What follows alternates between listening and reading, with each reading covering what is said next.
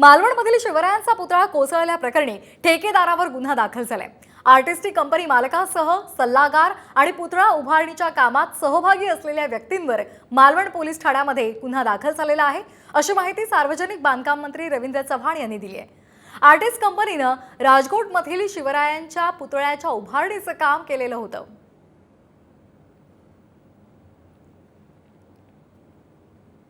झालेली घटना अत्यंत वेदनादायक आहे।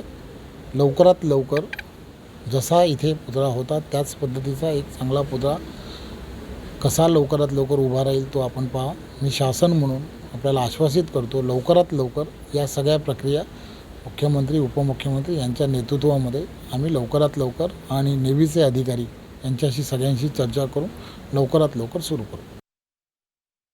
आणि या संदर्भात आणखी एक महत्त्वाची बातमी, राजकोट किल्ल्यावर झालेल्या पुतळा दुर्घटनेवरून संजय राऊतांनी सरकारवर टीकास्त्र डागले।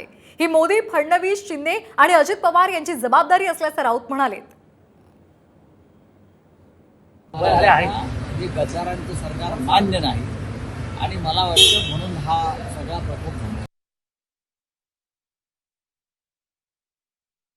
संदर्भातली आहे। मालवणमधील पुतळा कोसळल्याप्रकरणी राज ठाकरेंनी ट्विटरवरून संतप्त प्रतिक्रिया दिली आहे। पुतळा कोसळल्याची बातमी मनाला वेदना देणारी आहे।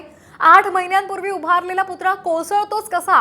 पुतळा उभारण्यापूर्वी तपासणी केली नव्हती का? असे अनेक सवाल त्यांनी या माध्यमातून उपस्थित केले। दरम्यान त्यांनी काय ट्विट केलंय पाहूयात ग्राफिक्सच्या माध्यमातून। मालवणमधील राजकोट किल्ल्यावरचा शिवाजी महाराजांचा पूर्णाकृती पुतळा कोसळल्याची बातमी मनाला वेदना देणारी आहे।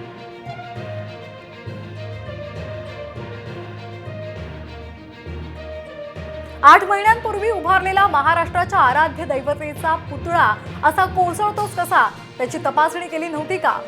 असा सवाल त्यांनी ट्विटमधून उपस्थित केलाय।